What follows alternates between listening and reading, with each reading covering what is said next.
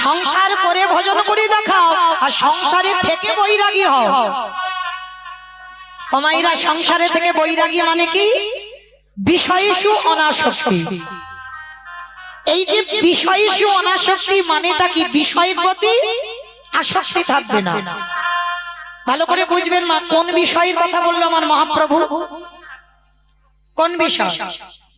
বিষয় বলতে কোনটা বোঝালো? ওই যে টাকা পয়সা, ঘর বাড়ি, জায়গা জমি সম্পত্তি, এইগুলো কিন্তু বিষয় বলে। কি মা, আপনারা কি বোঝেন? এইগুলো তো বিষয় না। মহাপ্রভু তো এই বিষয়ের কথা বলেনি। তাহলে কোন বিষয়ের কথা বললো? তোমার দেহের এই 10 ইন্দ্রিয়ের বিষয়। যেদিন তোমার দেহের 10 ইন্দ্রিয়গুলো একটু একটু করে গুটিয়ে নিতে শিখবে, কেউ যেন ঊর্ধ্বমুখী না হয় বাবা, সবকটাকে নিম্নমুখী করে দাও। যেদিন তোমার জিহ্বার লালসা চলে যাবে, কলির মানুষ অন্নগত প্রাণ, কোন রকমে বাবা একটু আলু সিদ্ধ অন্ন হলেই হয়ে যাবে। মানে জীবের যে স্বাদ, মানে আজকে যে ভালো কিছু রান্না করে খেতে হবে, অন্ন না খেলে কলির মানুষ বাঁচবে না কোন রকমে পেটটা ভরার মতো। যেদিন তোমার জিহ্বার কোনো লালসা থাকবে না, একটু আলু সিদ্ধ অন্ন হলেই হবে, সেদিন তুমি নিজেকে বুঝতে পারবে, কাউকে বলতে হবে না বাবা, নিজে বুঝতে পারবে তোমার জিহ্বার বৈরাগ্য এসে গেছে। যেদিন তোমার এই দুটো কান, কোনো আজে বাজে কথায় কান যাবে না, কোনো আজে বাজে গান শুনতে চাইবে না, কোথায় একটু গীতা ভাগবত হরি নাম সংকীর্তন হবে, তোমার কান সেই দিকে ছুটে যাবে। সেদিন তুমি নিজে নিজে বুঝতে পারবে যে তোমার কানের বৈরাগ্য হয়ে গেল। যেদিন তোমার দুটো চোখ সাধুগুরু বৈষ্ণব চরণ আর আমার গোবিন্দ চরণ ছাড়া আর কিছু দেখতে ভালো লাগবে না, ভক্ত সঙ্গ ছাড়া আর কিছু ভালো লাগবে না, সেদিন তুমি জানবে তোমার দুটো চোখের বৈরাগ্য হয়ে গেল। যেদিন তোমার দেহ অঙ্গ স্পর্শ থেকে চলে যাবে, কি বাবা, প্রতিটা মানুষের মধ্যে একটা অনুভূতি কাজ করে, হ্যাঁ, এই অনুভূতিটা থাকবে না। তোমাকে একটা পুরুষ স্পর্শ করলো না, তোমাকে একটা নারী স্পর্শ করলো, তোমার মধ্যে কোনো অনুভূতিটা আসবে না। আর যেদিন তোমার মধ্যে কোনো অনুভূতি থাকবেই না, সেদিন তুমি জানবে তোমার এই দেহের বৈরাগ্য হয়ে গেল। আর যেদিন তোমার মন সব চিন্তা থেকে দূরীভূত, মানে আজকের প্রসাদ পেয়েছো, আজকের গোবিন্দ ভজন করেছো, আজকের আমি কীর্তন গাইছি, ব্যাস, মানে কালকের যে কি খাবো, কালকের আমি কি করব, এইটা আজকে থেকে ভেবে রাখতে হবে না। যেদিন তোমার মন সব চিন্তা থেকে দূরীভূত হবে, সেদিন তুমি জানবে তোমার মনেরও বৈরাগ্য হয়ে গেল। যেদিন একটা একটা করে কাম ক্রোধ লোভ মোহ মদ মাশ্চর্য সবকটা রিপুকে তুমি একটু একটু করে দমন করতে শিখবে, মানে সবকটা তুমি গুটিয়ে নিচ্ছ, তোমার আর এরা ঊর্ধ্বমুখী নয় বাবা, সেদিন তুমি জানবে সংসারে থেকে তুমি বৈরাগী। 80 লক্ষ জনই বাবা, কত পোকামাকড় কীট পতঙ্গ তরুলতা গুলমহলা, 4 লক্ষ বার মানব জনম। এই 4 লক্ষ বার দেখবেন যারা সকাল সকাল নেমে পড়ে, মনে রাখবে এই 4 লক্ষ বারের হয়তো বাবা শেষের দিকে চলে এসেছে, কিন্তু বলতে সবাইকে হবে, কৃষ্ণ ভজনের পদ অবলম্বন সবাইকে করতে হবে। এখন হয়তো তুমি বাবা ভগবানকে ধার ধাচ্ছ না, কিন্তু আসতে হবে কোনো না কোনো জন্মে সবাইকে এই হরি ভজনের পদ অবলম্বন করতে হবে। আর এই পদ না অবলম্বন করলেই তুমি মুক্তি পাবে না। তাই সবার কাছে আমার একটা নিবেদন, এই যে মনুষ্য জন্ম পেয়েছো 4 লক্ষ বার, হতেও তো পারে এই জন্মটা হয়তো আমাদের শেষ, এরপরে আর হয়তো আমরা মানুষ হব না, এরপরে হয়তো আমরা ভগবানের চরণ প্রাপ্তি পাবো, হতেও তো পারে। তাহলে এই পদ অবলম্বন করি বাবা, এমন কোন ভক্ত, সবার কাছে নিবেদন, এমন কোন কর্ম করবে না যে কর্ম অনুযায়ী তোমাকে আবার 80 লক্ষ জনিতে ফিরতে হবে। শুধু আমার মতো অধম কীর্তনিয়ার এই কথাটা মনে রাখবে, এমন কর্ম করবে না যেন তোমাকে 80 লক্ষ জনিতে ফিরতে হয়। তুমি আগিয়ে যাবে। যেমন ক্লাস 1-এ পড়লাম, 1 2 3 4 একটা একটা করে ক্লাসে ওঠে, নামে না। তাহলে মনুষ্য জন্ম যদি পেয়েছো, খেলায় হারিও না, পরে পরে এগিয়ে যাও, যেন তোমাকে আর পিছনে না যেতে হয়। আপনারা জানেন, আমি শুধু মনে করাতে এসেছি, কলির মানুষ তো মায়ামোহ সংসারে পড়ে, এই মায়ামোহতে পড়ে বাবা আমার আমার করে আমরা সবাই ভুলে যাই, ফেলে আসা দিনের কথা ভুলে যাই। আমরা কি ছিলাম, কি হলাম, এইটা আমাদের সব থেকে বড় রোগ বাবা। কি ছিলাম, কি হলাম, এইটা সবার আগে ভুলে যায়। কিন্তু ভগবান বলেছে না, দিয়ে ধন বুঝে মন ধরে নিতে কতক্ষণ। ভগবানের একটা সেকেন্ড টাইম লাগে না মা। আর এই যে জগতে যা যা কিছু দেখছো সব অনিত্য বস্তু, ওটা কেউ তোমার নয়। যারা গীতা ভাগবত জ্ঞানী এখানে আছেন, সব অনিত্য। যেটা আজকে তোমার আছে সেটা কালকের অন্য কারোর হয়ে যাবে। তাহলে কাদের নিয়ে তুমি আমার আমার করে বেড়াচ্ছ? চোখ দুটো বন্ধ করলে তোমার সরকারি খামার পড়ে থাকবে। তাহলে কিসের এত আমার আমার করে ভুলে যাচ্ছ কৃষ্ণ ভজনের কথা? আমাদের মতো মায়েদের অজুহাত আছে বাবা, কখন করব ভগবানের নাম। ছেলে পুলে মানুষ করতে, স্বামী সেবা করতে, রান্না বান্না করতে, বাসন মাজতে, গরু ছাগল দেখতে শেষ। ওই যে বলে না, একটা ডান হাত আছে একটা বাম হাত, আর এটা হলো অজুহাত।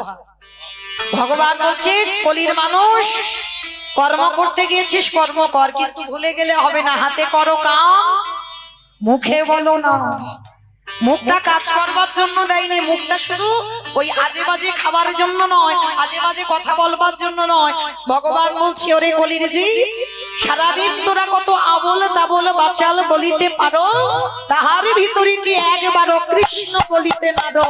নিতাই গৌর হরি বল, হরি বল, হরি বল।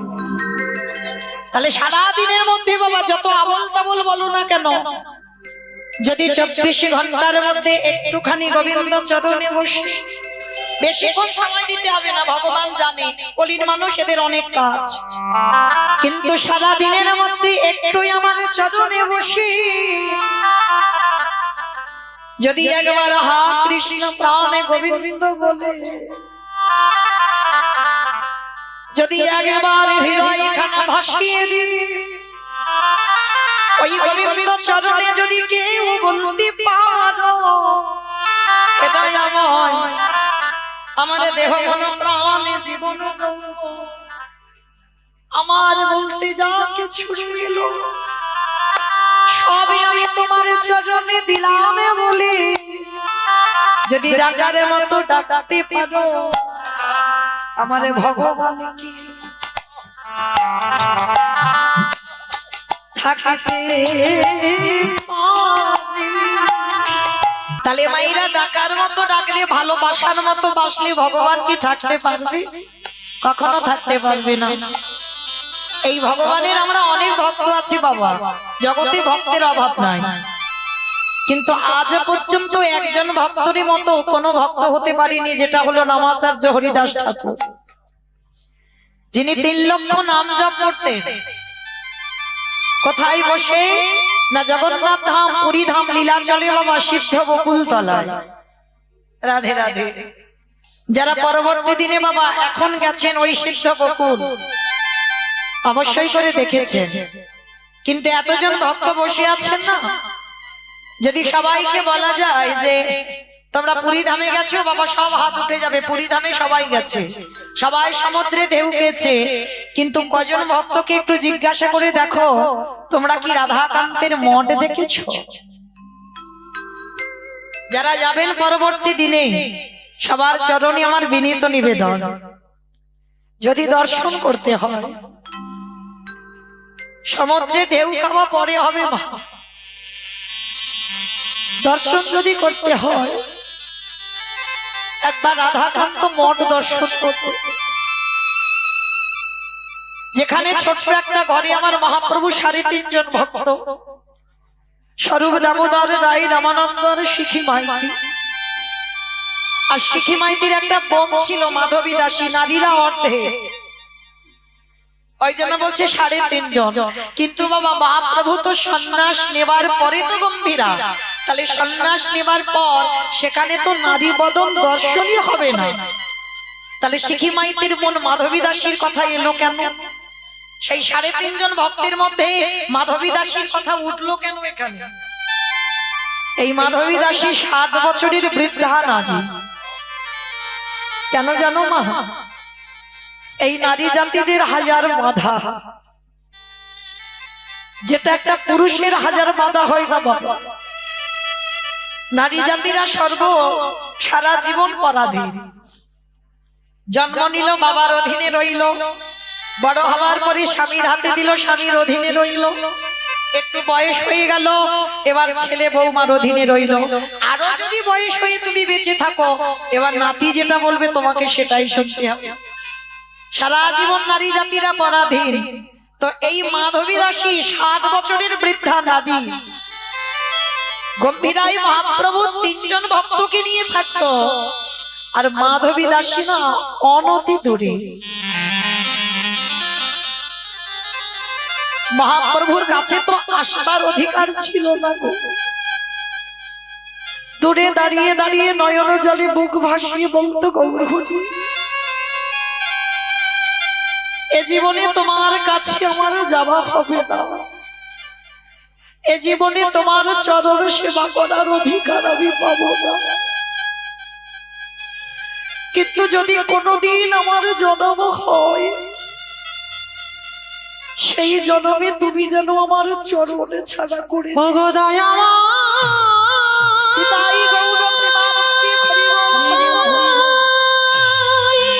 ভক্ত যদি আকুল প্রাণী একবার বলতে পারে আমারে ভগবানে কি, আমারে ভগবানে কি থাকিতে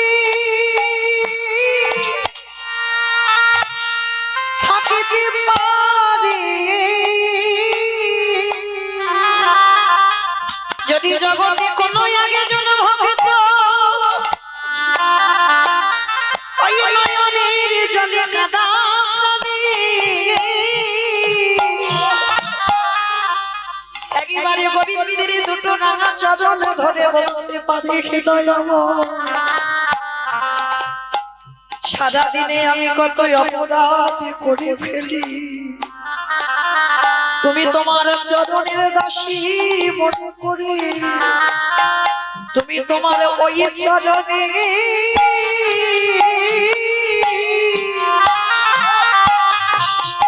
তুমি আমার আশ্রয় দিও। তাহলে ভগবানকে ডাকার মতো ডাকলে ভগবানের পাওয়া যায় বাবা, আমরা এটা বিশ্বাস করি না। এই নামাচার্য হরিদাস ঠাকুর কেমন ভজন করতো জানো? এই যে রুটি বানাতে হবে মানে আঠা মাখতে হবে, রুটি করতে হবে, তারপরে খেতে হবে। হরিদাস ঠাকুর মনে মনে বলতো বাবা দরকার নাই, ওই যে আঠা মাখাবো তার তো সময় লাগবে, রুটিটা করতে গেলে সময় লাগবে, তাহলে দরকার নাই, রুটিও করতে হবে না আর আঠাও মাখাতে হবে না, ও আগুনে সেঁকতে হবে না, সেই তো পেটে গিয়ে ওই আঠাটা গুলে যাবে। তাহলে কি দরকার রুটি করার? ওই গ্লাসে করে আঠাটা গুলে নিয়ে হরিদাস ঠাকুরই সেবা করত। হরিদাস ঠাকুর যখনই সেবা করত আর আমার ভগবান অন্তর্যামী তো সব জানতে পারত। একটা কথা মনে রাখবে বাবা, ভজনের পথ যারা আমরা অবলম্বন করেছি, অধিক আহার আর অধিক নিদ্রা নিষিদ্ধ। অধিক আহার করা যাবে না, যে 24 ঘন্টা শুধু খাই খাই এটা থাকবে না, অধিক আহার থাকবে না, আর অধিক মানে অনেক অনেক ঘুম, এগুলো ভক্তদের চলে না বাবা। কারণ যারা আমরা ভজনের পথ অবলম্বন করেছি এগুলো নিষিদ্ধ। তো এই নামাচার্য হরিদাস ঠাকুর অহর্নিশি না, ভগবান মনে মনে ভাবলেন হরিদাস সময়ে খাও না, সময়ে ঘুমাও না। ভগবান বললেন যে আমারই চাই তারই আমি চাই, আরে যে আমারই না চাই তারই আমি না চাই। তা তুমি যখন আমাকে চেয়েছো আমাকে তো তোমারই চাইতে হবে। হরিদাসের কাছে গিয়ে আমার মহাপ্রভু বলছে, হরিদাস শোনো, আজকে থেকে তোমার খাবারের ভাবনা, খাবারের চিন্তা তোমার করতে হবে না। আজকে থেকে তোমার এই খাবারের ভাবনা আমি করে দেব। গৌরহরি তুমি করবে বলে? হ্যাঁ, আমি সময় মতো এসে তোমাকে খাইয়ে দিয়ে চলে যাব।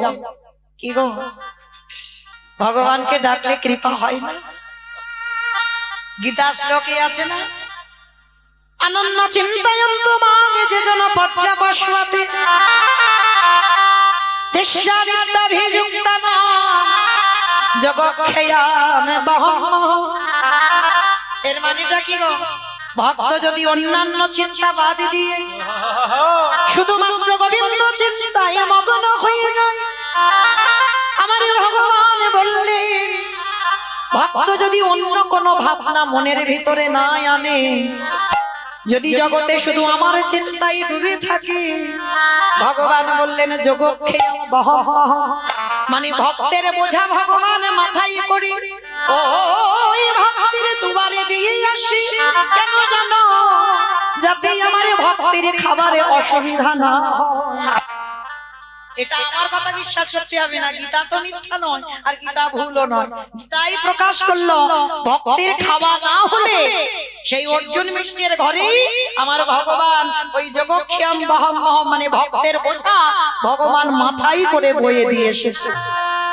তো আজকেরও বাবা লীলাতে ঠিক সেই রকম হরিদাস ঠাকুরকে বলছে, হরিদাস তোমার খাবারের কথা তোমার ভাবতে হবে না, তোমার জন্য আমি রইলাম। তো মহাপ্রভু প্রতিদিন ওই রাধাকান্ত মঠ, যেটাকে বলছে গম্ভীরা, ওই গম্ভীরা থেকে মহাপ্রভু প্রতিদিন যেত জগন্নাথ ধাম, পুরী ধামে আমার প্রভুকে দর্শন করতে। হায় রে, সচল জগন্নাথ অচল জগন্নাথ দর্শন করতে যায়। কি বাবা আপনারা জানেন তো, আমার মহাপ্রভু তো সচল জগন্নাথ, শুধু এসেছে ভক্ত হয়ে কেন? সমাজকে দেখাবার জন্য। যুগ ধর্ম প্রবর্তক নাম সংকীর্তন, চারি ভাব ভক্তি দিয়া নাচাইল ভুবন, আপনি ভক্ত ভাব করি অঙ্গীকার, আপনি না করলে ধর্ম জীবের শিখানো না যায়, আপনি আচরি ধর্ম জীবের শিখায়, এই তো সিদ্ধান্ত গীতা ভাগবতে গায়। এই মতো কলিকালে প্রথম সন্ধ্যায় অবতীর্ণ হলেন কৃষ্ণ আপনি নদিয়ায়। তাহলে সেই ব্রজেন্দ্র নন্দন কৃষ্ণ গৌর হলো কেন? শুধুমাত্র সমাজকে শেখাবার জন্য বাবা। নিজে ভক্ত হয়ে যে রাধারানীকে বামঙ্গ থেকে সৃষ্টি করলো, সেই ভগবান হারাই হারাই বলে কাঁদে কেন? নিজে আচরণ করে জগৎকে দেখালো, ওরে জগৎ ওই আমার মতো যদি একজন ভক্ত একবার হারাই হারাই বলে কাঁদিতে পারে, তারে অচিরে কৃষ্ণ প্রাপ্তি হয়।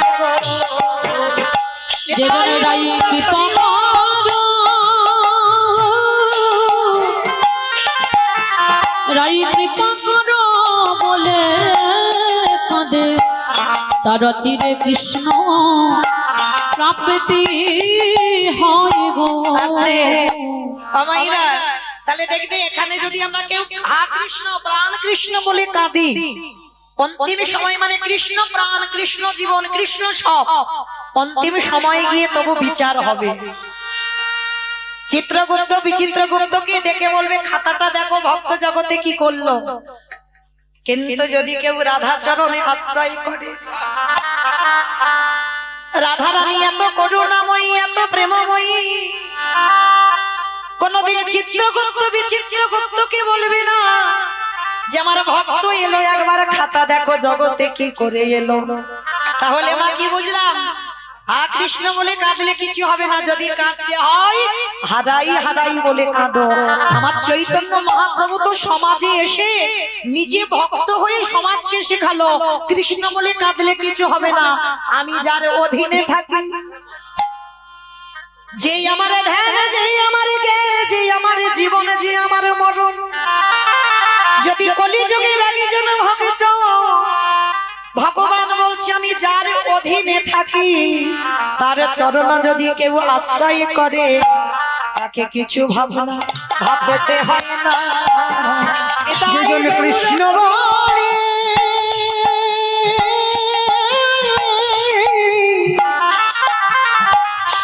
যেজন কৃষ্ণ বলে দিতে পারে। তবে কিছু ভাবে না ভাবিতে আস্তে। হয় তো মহাপ্রভু আমার জগন্নাথজির কাছে যেত আর সকালবেলা গিয়ে জগন্নাথের যা প্রসাদ পেত ওই প্রসাদিটা এনে আমার হরিদাস ঠাকুরকে সেবা দিত প্রতিদিন নিত্য। তা আজকে সকালবেলা প্রভু আমার গেছে, কি পেয়েছে জানো? জগন্নাথের একটা দাঁত মাজার কাঠি। দেখবেন এখনো অনেকের অভ্যাস আছে সকালবেলা বিছানা থেকে উঠে ওই নিম গাছের ডাল ভেঙে একটু দাঁতন করে না? সারা জীবন বাবা ও ব্রাশ টাশ ওই কলগেট এসব চলে না বাবা, তাদের সারা জীবনের অভ্যাস। ওই ঘুম থেকে উঠে আবার অনেকে আছে দেখবেন খেজুর গাছের একটু ডাল একটু ভেঙে নিয়ে ওই খেজুর গাছের কাঠি নিয়ে দাঁতন করে। আর আমার জগন্নাথের দাঁতন কাঠিটা কি জানো?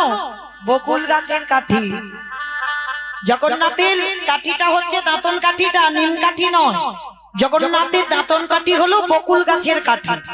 ওই বকুল গাছের এক টুকরো ডাল জগন্নাথকে সকালবেলা দাঁত মাজতে দিয়েছিল। আর যখনই দাঁত মাজতে দিয়েছে আর পর সকালবেলা মহাপ্রভু প্রসাদী পেতে গেছে আর হঠাৎই গিয়ে দেখে না আমার মহাপ্রভুর হাতে জগন্নাথের দাঁত মাজার কাঠিটা পড়েছে।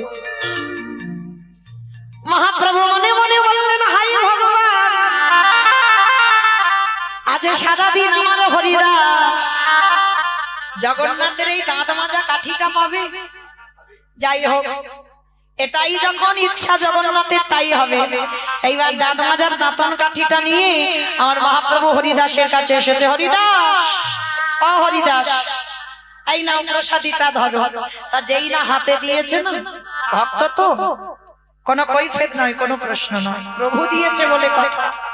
তা যেই না হাতে পড়েছে হরিদাস ঠাকুর সবে বদনে দিতে যাবে, তা মহাপ্রভু হাতটা ধরে বলছে, ও হরিদাস, একবারও জানতে চাইলেন এটা কি? বলি হরি, তুমি দেবে আর আমি জানতে চাইবো তুমি আমায় কি দিলে? তেমন শিক্ষা আমার নয় প্রভু। তা বলছে, শোনো হরিদাস, আজকে তো করার কিছু নেই, ওই জগন্নাথের প্রসাদী স্বরূপে আমার হাতে এই কাঠিটা পড়েছে। জগন্নাথ সকালবেলা দাঁত মেজেছে আর এটাই তুমি প্রসাদী হিসাবে পাও। বলে ঠিক আছে প্রভু, এটাই পাবো, কারণ এটা তো তোমার উচ্ছিষ্ট করা। ভগবান যদি উচ্ছিষ্ট করে প্রসাদ হয়, ভক্ত যদি উচ্ছিষ্ট করে হয় মহাপ্রসাদ।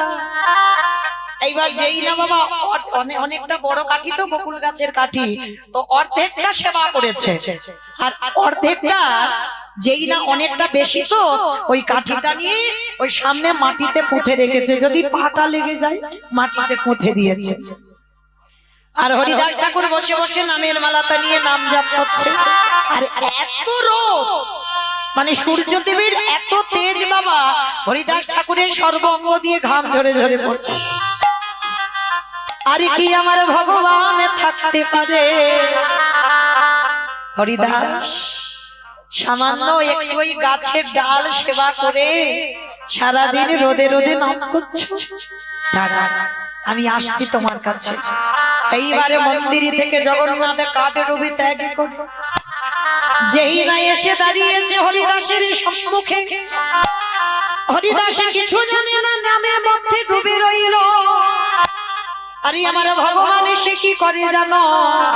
হরিদাসের কষ্ট দেখে ওই যে বকুল গাছের ডালটা মাটির তলায় পোঁতা ছিল না, ভগবানে যেই না পরশ করেছে, পরশমনের পরশে যদি লোহা সোনা হয়ে যায়, আরে জগতে গোবিন্দ যদি কাউকে পরশ করে সেই বস্তু সোনার থেকে আরো মূল্যবান হয়ে যায়। এইবারে যেই না বাবা ওই কাঠিটাকে পরশ করেছে, সঙ্গে সঙ্গে একটা বড় বকুল গাছ হয়ে গেছে, একেবারে বড়, চারিদিকে ডাল পালা একেবারে হরিদাসকে আচ্ছাদন করে আছে, আর রোদ নেই। মহাপ্রভু এসে বাবা বিকালবেলা ডাকছে হরিদাস, আর যেই না হরিদাসের সামনে দাঁড়িয়েছে মহাপ্রভু আমার চমকে হরিদাস, এই আমি তো দেখে গেলাম সকালবেলা কোনো গাছ ছিল না, গাছটা হলো কি করে? গৌর হরি আমি তো বলতে পারবো না, ভগবান তারই লীলা বোঝা বড় ভার। ভগবান হাসছে আর বলছে, হরিদাস তোমার কষ্টের কথা ভেবে আমার মন্দিরের শ্রী জগন্নাথ তোমার কষ্টের কথা ভেবে এই বকুল গাছের সৃষ্টি করে দিল। যদি সত্যি আমি কৃষ্ণ ভজন করে থাকি, এই বকুল গাছটাকে পরশ করে আমি সিদ্ধ করে দিলাম। যারা গেছেন পুরী ধামে, ওই জায়গাটার নাম হচ্ছে সিদ্ধ বকুল। রাধে আমাইরা কতজন ওই সিদ্ধ বকুলটাকে পরশ করেছেন? একবার হাতটা তোলেন তো দেখি। হাই ভগবান। আচ্ছা এইবার বলো তো, পুরী ধামে ঢেউ খেয়েছো কতজন? একবার হাতটা তোলো, দেখবে গড় গড় করে উঠবে। এখন তুলছে না, জানি একটা প্রেস্টিজের ব্যাপার, তুলছে না, কিন্তু গড় গড় করে উঠতো। কিন্তু মাইরা এই জন্যই তো কীর্তন শোনা, অচৈতন্য জীবের চেতনার জন্য বাবা আমার চৈতন্য দেব এসেছে। আর সেটা বাবা সবার উপরে তো দায়িত্ব দেওয়া হয়নি, কোন কোন ব্যক্তির উপরে দায়িত্ব দিয়ে পাঠিয়েছে।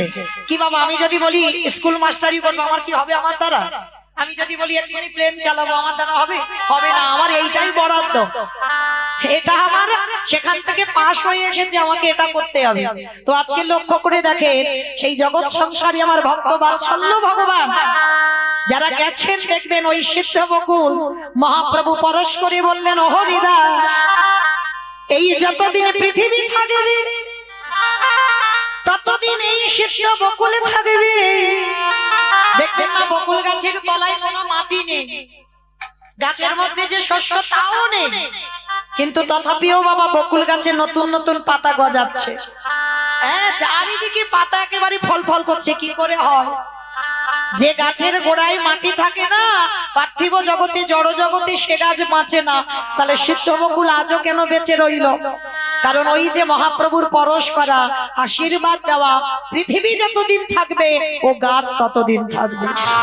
আগত কলির ভক্তরা যারা জগন্নাথজিকে দর্শন করতে আসবে, শুধু জগন্নাথকে দেখলে হবে না, একেবারে যদি কোনো ভক্ত কৃপা করে করুণা করে ওই সিদ্ধ বকুল গাছটাকে পরশ করতে পারো, তোমার কৃষ্ণ প্রেম ভক্তি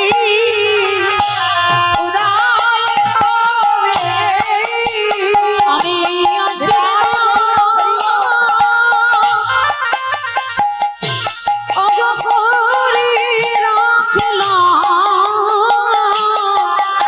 কৃষ্ণ প্রেমে ভক্তি উদয় হবে। সেই হরিদাস ঠাকুরের অন্তিম সময় আমায়রা ভগবানকে যদি ভালোবাসা যায় না, ভগবানকে তুমি ছেড়ে চলে যাবে, কিন্তু ভগবান তোমারে ছাড়তে চায় না। হরিদাস ঠাকুর চলে যাবে তো প্রভু আমার বলছে, হরিদাস তুমি যদি আমারে ছেড়ে চলে যাও, বলো বলো হরিদাস বলো কে আমারে হরিনাম শোনাবে? আমি যে ও নামে শুনিতে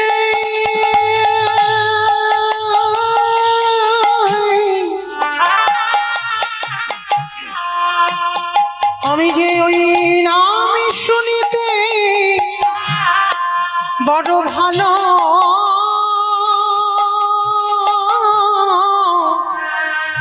ভালোবাসি। বলো বলো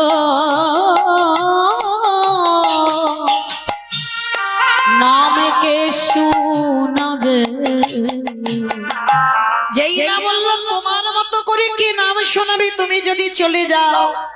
হরিদাস বলল, গৌর হরি এই জগতে কেউ তো চিরস্থায়ী নয়, চলে তো যেতে হবে দয়া, তুমি আমায় ছেড়ে দাও, আমাকে বিদায় দাও না হরিদাস। এই জগতে আমার অনেক ভক্ত আছে বটে, কিন্তু তোমার মতো করে আমারে কেউ ভালোবাসে না। তাই তুমি যদি চলে যাও, তোমার মতো করে আমার নাম কেউ শোনাবে না। হরিদাস ঠাকুর বলছে, গৌর হরি আমি যদি আগে না যাই, তুমি যে আবার দ্বিতীয়বারই আসবে, সেই মাটিটা পরিষ্কার করবে কে? আমাকে যেতে দাও। মনে রেখো মা, এই জগৎ সংসারে মহান মহান ব্যক্তিরা আছে, তবে যদি তুমি সৌভাগ্য অর্জন করো তুমি খুঁজে পাবে। তারা যে আসেনি তা নয় বাবা, তারা এসেছে, খুঁজে বের করতে হবে। আর তারা সব সময় বাবা এই জড় জগতে লোকালয়ে থাকে না, তারা সব সময় চায় একটু সমাজ থেকে গুটিয়ে থাকতে। কেন জানো? যত তুমি সমাজের কাছ থেকে গুটিয়ে থাকতে পারবে, তত তোমার কৃষ্ণ ভজন সাধন হবে।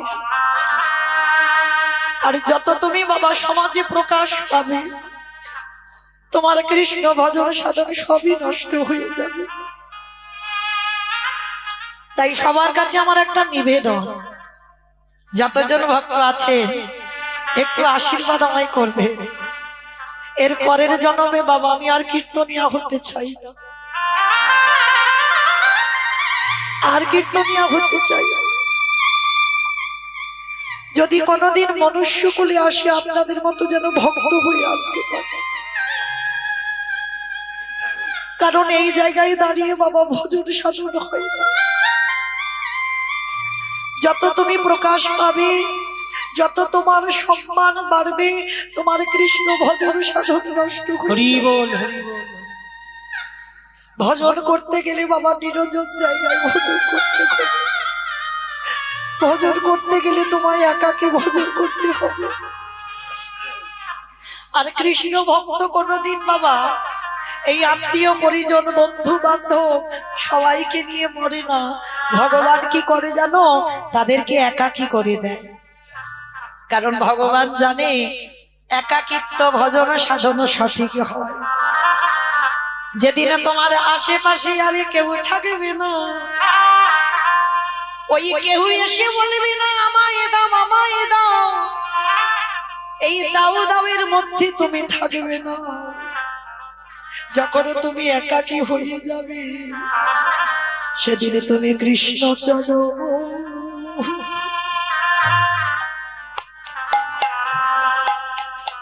কৃষ্ণ চরণ ভজ। যেদিনে নিরজন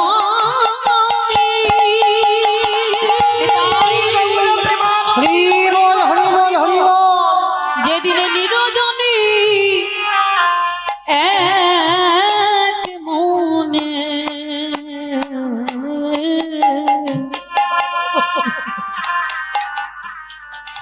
সেদিনে কৃষ্ণ চরণ ভজন করবে। গৌর হরি বললেন হরিদাস গো,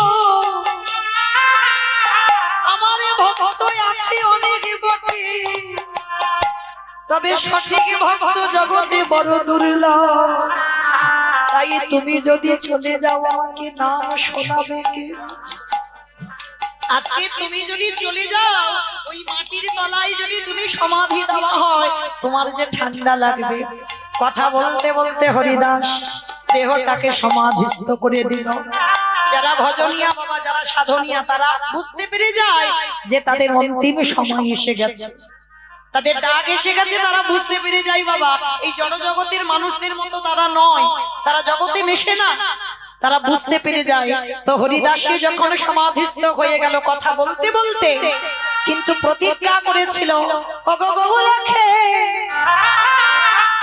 আমার দেহ থেকে যখন প্রাণ পাখি চলে যাবে, নয়নে হেরেব তোমারে ও চাঁদ বয়া, ও চাঁদ বয়া, হৃদয়ে ধরেব তোমার রাঙা ছুরু, ও রাঙা চরণ, বদনে বলব তোমার নাম সংকীর্তন। গৌরী হে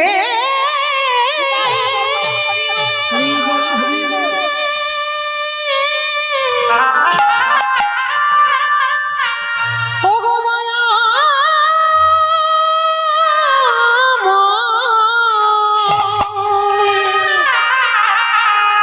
আমার এই হৃদয়ে তোমার চরণ হৃদয়ে রাখে তাই সবার কাছে নিবেদন, শুধু হরিদাস ঠাকুর বলে নয়, ভগবানের কাছে কোনোদিন যদি কিছু চাইতে হয়, অন্তিম সময়ে একটা জিনিস চাইবে। আমাইরা কি চাইবে জানো? আমি শিখিয়ে দিয়ে যাই, একটু মনে রাখবেন। যদি আমার কথা মনে থাকে, ভগবানের কাছে এই বস্তুটা চাইবে। ওই বিজয় সরকার একটা গান লিখেছিল না, কত সুন্দর গানের ভাষাগুলো দেখবেন, একটু ভাষাগুলো শুনবেন। তোমার নামে নিতে নয়ন ঝরে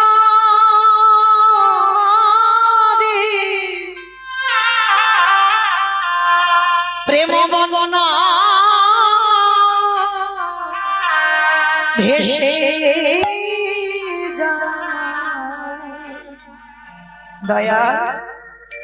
আমি রাজ সিংহাসন, রাজ ঐশ্বর্য, অট্টালিকা চাই না তোমার কাছে, দিতেই যদি হয় তুমি আমার চিরকাল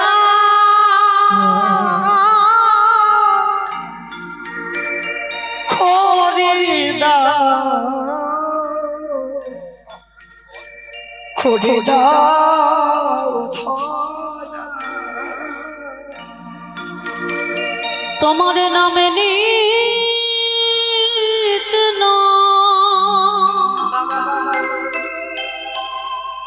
নয়ন ঝরে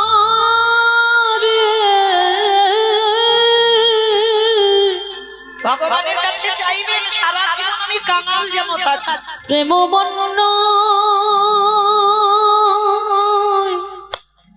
ভেসে যা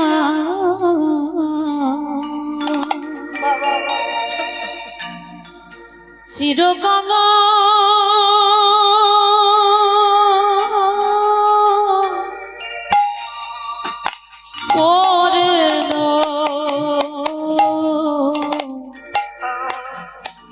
করে দাও এই পরের লাইনগুলো একটু শুনবেন, পরের ভাষাগুলো। আবার যদি আমি আসি দয়া এ ভব সংসারে,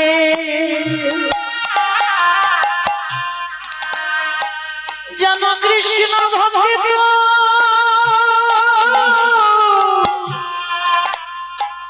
মায়ের ঘরে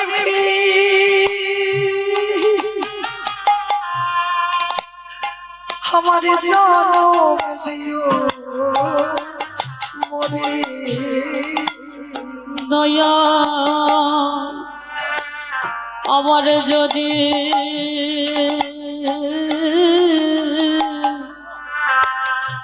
আসি দয়া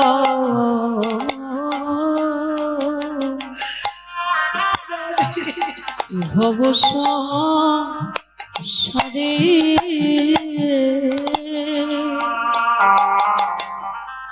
যেন কৃষ্ণ ভক্ত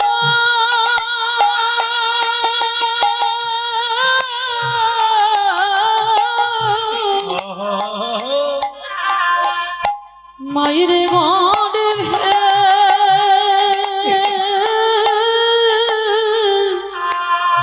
জনম দিও মোরে।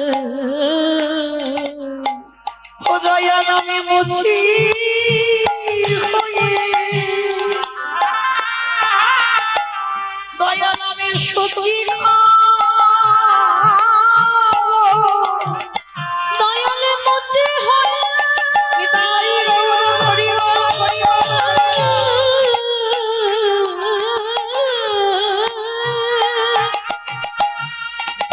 দয়াল মুচি ওয়ে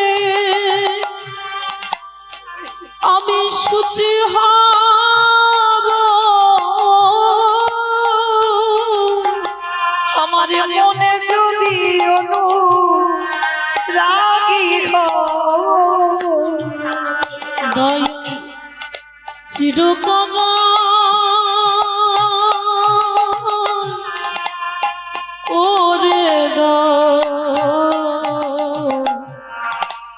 করে দাও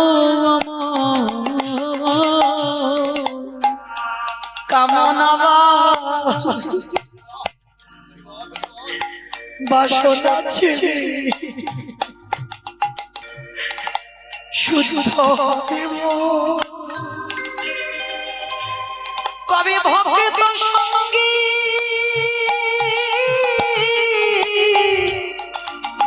আমি প্রেমে তরঙ্গে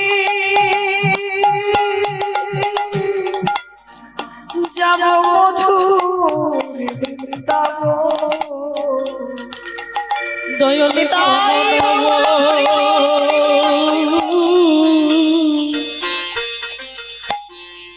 বাসনা ছেড়ে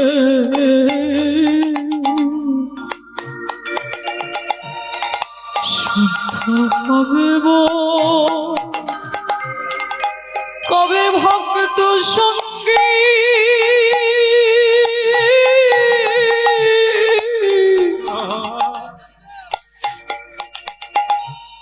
দেব তরঙ্গে যাব মধুর বৃন্দ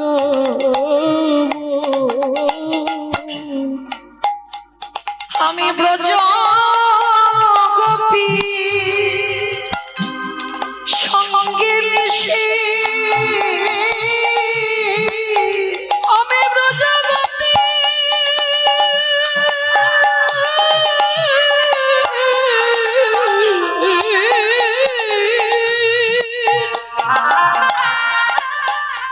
আমি ব্রজ গোপী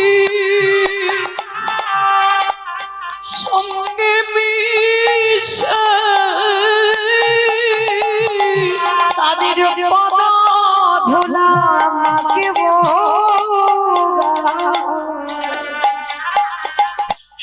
চিরকাল ওরে হরি বল হরি বল হরি বল দয়ালি গুরু গো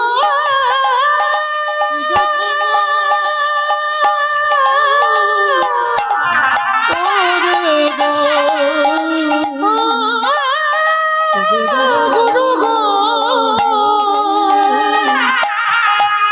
দয়ালি গুরু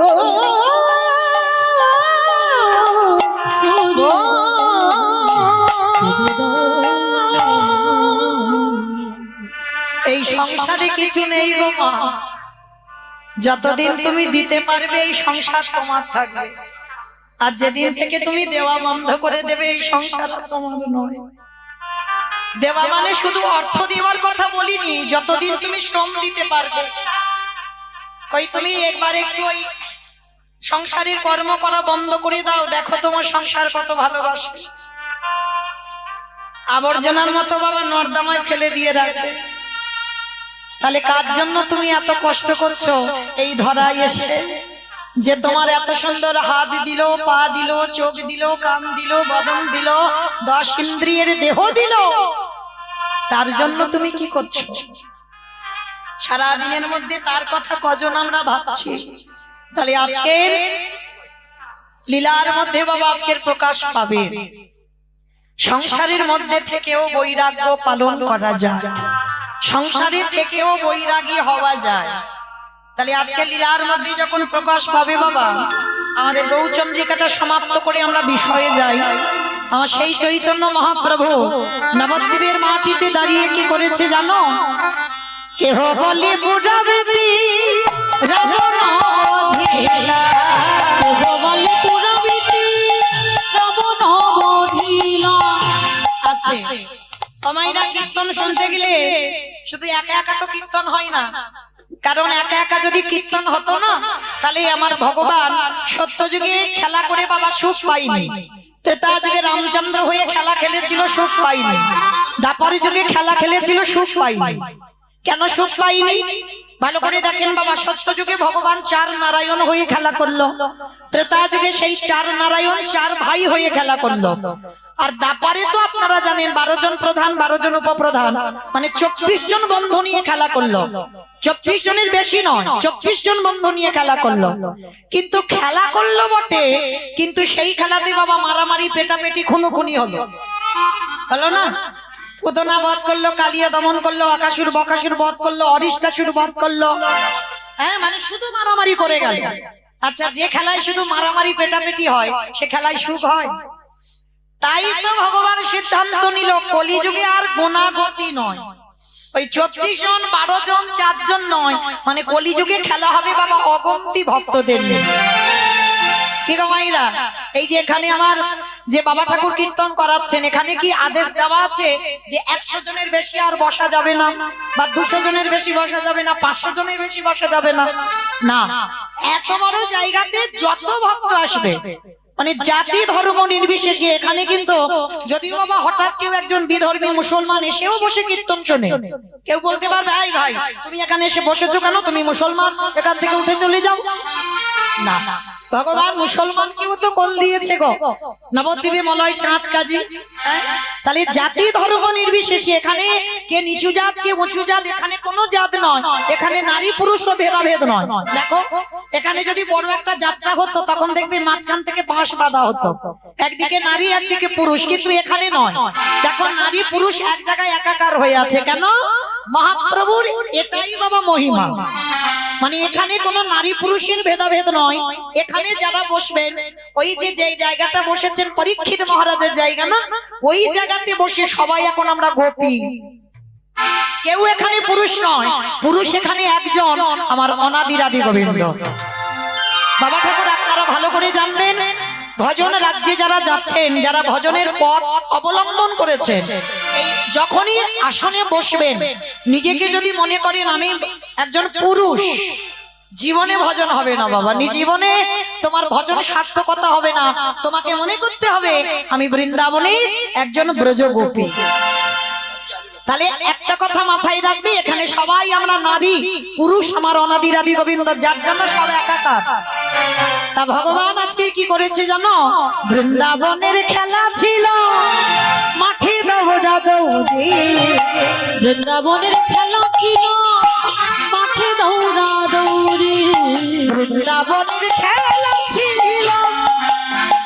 বাবা উলু কই? দাবে উলু ধরি। বৃন্দাবনে খেলা ছিল মাঠে দৌড়া দৌড়ি, বৃন্দাবনের খেলা ছিল আমার গোনা রে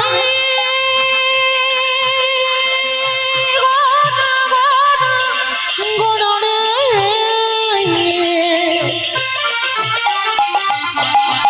এটাই গৌড়া হরি বল হরি বল।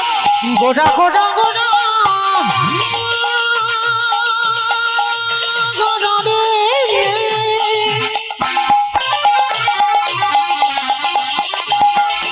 আমার গোটা গোটা গোটা রে, আমার গোটা গোটা গোটা। বৃন্দাবনের খেলা ছিল মাঠে দৌড়া দৌড়ি, ওগো কলি যুগের খেলা হলো। কি গো কলি যুগে খেলা? কলি যুগে নাকি ফ্রি ফায়ার? আমার কলি যুগে কি খেলা গো? ধোলায় গডা গডি, আমার কলি যুগের খেলা হলো ধুলায় গড়াগড়ি, ওই কলি যুগে খেলা হলো ধুলাই গড়াগড়ি, হরি নামের খেলা খেলিছে গো, নামের খেলা খেলিছে গো, খেলা খেলিছে গো, নামের খেলা খেলিছে গো, ভগবানকে সঙ্গে গো, নামের খেলা খেলিছে হরি গো, ভগবানকে সঙ্গে গো। নামের খেলা খেলিছে গো। তাহলে সত্যতে 4 জন, ত্রেতাতে 4 জন, দাপরে 24 জন, আর কলিযুগে বাবা অগন্তি। সবাইকে নিয়ে তবে হরিনাম, আর এই হরিনামের খেলায় বাবা হার জিত হয় না। এখানে বলতে পারবেন, যাবার সময় কেউ বলতে পারবেন যে আমি আজকে খেলা খেললাম গো, আমি হেরে গেলাম? না, এই হরিনামে কি হয় জানো?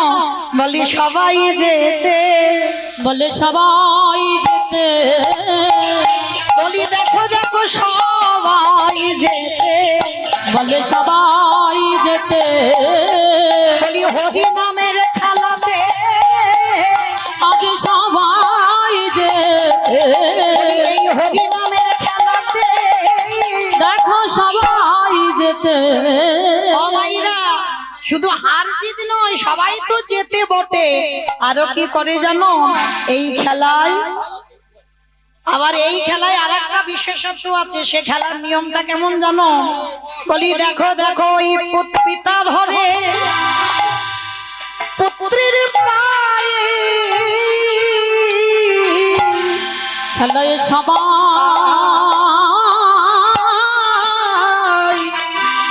যেতে আছে। এই আমাদের মতো অধম কীর্তনিয়ারা কত বয়স জ্যেষ্ঠ বা জ্যেষ্ঠারা থাকে, আমরা অনেক ছোট, তবু কিন্তু বাবা তারা কোন জ্ঞানে, তারা দেখবেন আমি অনেক বয়সে ছোট তবু চরণে লুটিয়ে পড়ে।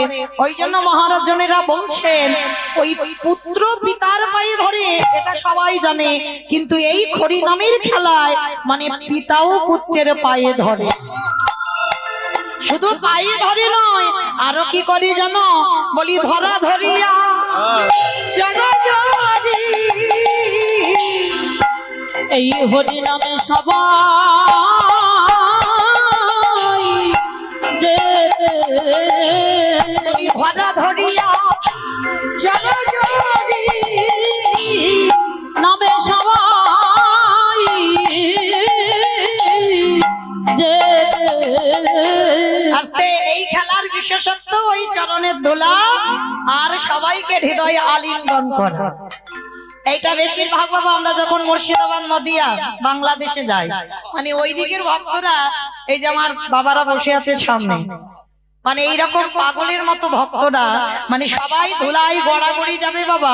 এই ভক্ত যখন এই জড়াজড়ি আর ধরাধরি না, এই সব লীলাগুলো যখন হয়, তো যাই হোক, আমার সেই চৈতন্য মহাপ্রভু সুরধনী গঙ্গার তীরে দাঁড়িয়ে কেহ বলে পুরবীতি রাবণ বধিলা, কেহ বলে পুরবীতি। আমার তাহলে আমি একা তো নয়, আজকে খেলা আমি একা করছি না, আর এই খেলায় আমার এই সম্প্রদায়রা শুধু নয়, সবাই একসঙ্গে খেলছে, তাহলে উলু কই? কেহ বলে পুরবীতি রাবণ বধিলা, কেহ বলে পুরবীতি আমার গোনারি, গোনা গোনা গোনা গোনারি।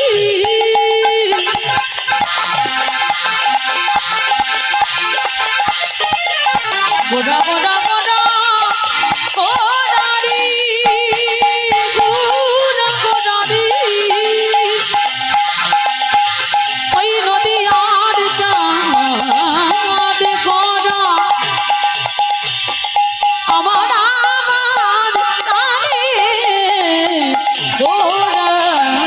কেহ বলে পুরাবেতে রাবণ বধিলা, অবলোকের বৈভবে লীলা প্রকাশ করিলা, ওই গোলকের বৈভব লীলা প্রকাশ করিলা। ওই গোলকের বৈভব লীলা প্রকাশ করিলা। শ্রীরাধারে ভাবে গোড়ায় অবতার, রাধার ভাবে গোড়া আরে অবতার। শ্রীরাধারি ভাবে এবে গৌরায় ওই রাধারে ভাবে গোড়া অবতার। হরে কৃষ্ণ নাম গৌর করিলা প্রচার, ওই হরে কৃষ্ণ নাম গৌ করিলা প্রচার। ওই হরে কৃষ্ণ নামে গৌরে হরিলা প্রচার। এইবার লীলা প্রকাশ হলো, এইবার লীলা প্রকাশ হলো, এইবার লীলা প্রকাশ হলো, এইবার লীলা প্রকাশ হলো। গোলকের বৈভবে লীলা প্রকাশ করিলা, ওই গোলকের বৈভব লীলা প্রকাশ করিলা। ওই গোলকের বৈভব লীলা প্রকাশ করিলা। বাসুদেব ঘোষে কহে করি জোড়হা, করি জোড়হা অগ যে গৌর সেই কৃষ্ণ সেই তো জগন্নাথ, সেই তো জগন্নাথ। আহা বাসুদেব ঘোষে আহে এইবারে লীলা প্রকাশ্যে হলো বাসুদেব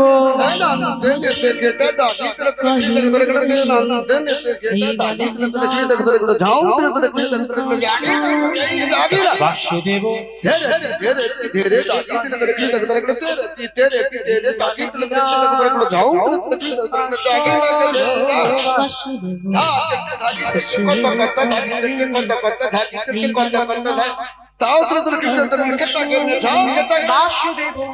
ঘোষে কথে এইবার লীলা প্রকাশ হলো বাসুদেব ঘোষে কহে এইবার লীলা প্রকাশ হলো আরে বাসুদেব ঘোষে কথে এইবার লীলা প্রকাশ হলো বাসুদেব ঘোষে কহে এইবার লীলার প্রকাশ হলো রে ওগো বাসুদেব ঘোষে কহে যদি তাই চলুন এবার আমরা সবাই যাবো মধুমাসী ধাম বৃন্দাবন ধাম। এতক্ষণ যখন রইলাম নবদ্বীপ একবার সবাই মিলে বলো গৌর সুন্দরী কি নবদ্বীপ ধাম কি ধ্বনিটা হলো কি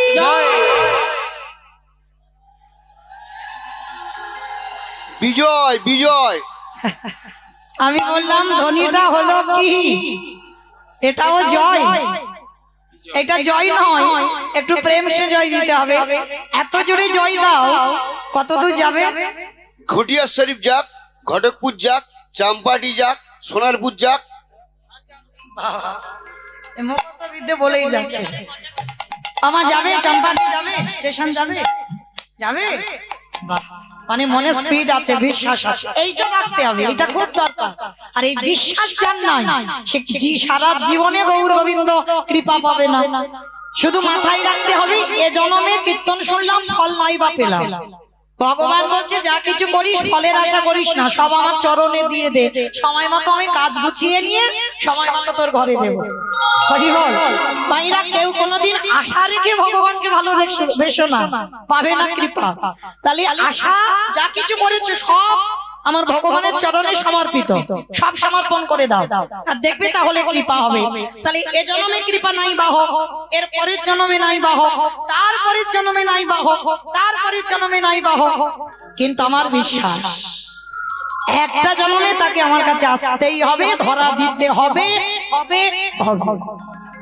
কই দেখি সবাই এবার হাত দুটো একবার আত্মনিবেদন করেন একবার গোবিন্দ চরণে সবাই কই যারা যেসব দাদা ভাইরা দাঁড়িয়ে আছো সবাই এইদিকে আমার দাদা ভাই যারা সবাই একসঙ্গে আমার ওই জায়গাটা ধসে গেল কেন এই ধসারোটা ভালো নয় তোলো দেখি তোলো বেশ একসঙ্গে বলবে গৌর সুন্দরী কি নবদ্বীপ ধাম কি সচির নন্দন কি বিষ্ণুপ্রিয়া কি ভক্তবৃন্দ কি হরিবাসন ধাম কি সাধু গুরু বৈষ্ণব আপন আপন গুরুচরণ নায়ক বাবু কি হরিনাম যজ্ঞ কি মহাপ্রসাদ কি আজকের আনন্দ কি নিতাই গৌর প্রেমানন্দে এই ক্যামেরা যারা করছো কই গো ক্যামেরা গুলো তুলে দেবো একবারও ওইদিকে ঘোরায় না শুধু আমাকে ঘোড়ার দিন দেখাচ্ছে তখন তো বোঝা যাবে কার হাত উঠেছিল আর কার ওঠেনি মানে আমার সঙ্গে সঙ্গে তো সবাই তো সারা ভারতবর্ষে শুধু ভারতে নয় ভারতের বাইরেও তো যাবে তাই না এবার ক্যামেরা গুলো ঘোরাবে কেমন তো চলো তো বিজয়ের জয় করে দেব কোথায় গেল কালকে থেকে ক্যামেরা করতে এসে ব্যবস্থা হবে চলো দেখি এবার সবাই আমরা একটা ভজন গাইতে গাইতে বৃন্দাবনে যাই কি মাইরা সবাই একটা ভজন হবে তো চলো আমি আর আমার সম্প্রদায় নয় সবাই যাব তো যারা যারা যাবো একটু উলুধ্বনি তোলো ও রাধে বীর স্বামী